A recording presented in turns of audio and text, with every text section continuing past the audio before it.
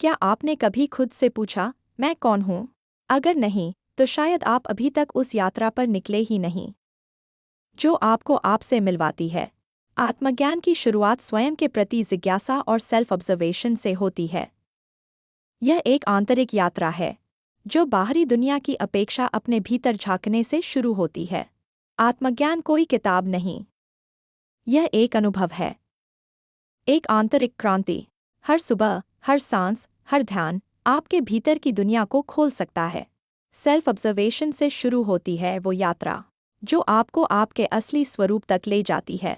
इन सभी विषयों के बारे में सोचें। एक आत्म प्रश्न, मैं कौन हूँ, जैसे मौलिक प्रश्न पूछकर। यह प्रश्न केवल शब्दों तक सीमित नहीं है, बल्कि अपने अस्तित्व, विचारों, भावनाओं और असली प्रकृति को जानने की इच्छा है।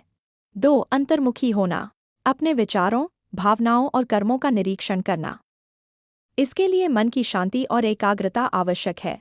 3. विचारों और आदतों के प्रति सजगता, बिना जजमेंट के अपने मन के पैटर्न्स को देखना। जब हम साक्षी भाव विकसित करते हैं, तो हमारी पहचान विचारों से अलग होने लगती है।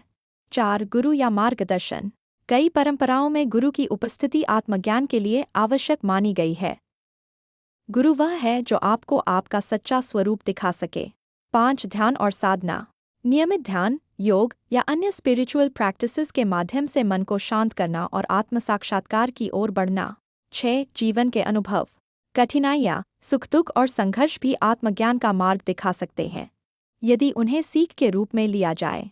7. स्वीकृति और समर्पण, अपनी सीमाओं और दोषों को स्वीकार करना और फिर उससे परे जाने का प्रयास करना।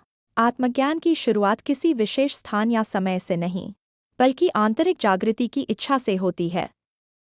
यह यात्रा हर व्यक्ति के लिए अलग हो सकती है, लेकिन इसका स्रोत हमेशा हमारे अपने भीतर ही होता है। जैसा कि कृष्णमूर्ति कहते थे, स्वतंत्रता की शुरुआत इस अनुभूति से होती है कि आप अज्ञानता के कैदी हैं। आत्मज्ञान की शुरुआत स्वयं के प्रति जिज्ञासा से होती है। यह यात्रा आपके भीतर है और हम साथ चलेंगे। जॉइन नाउ, योगा विद अंकित करिया personal yoga class. Location, online offline options available. आज ही कॉल करें एवं आंतरिक जागृति की दिशा में कदम बढ़ाएं।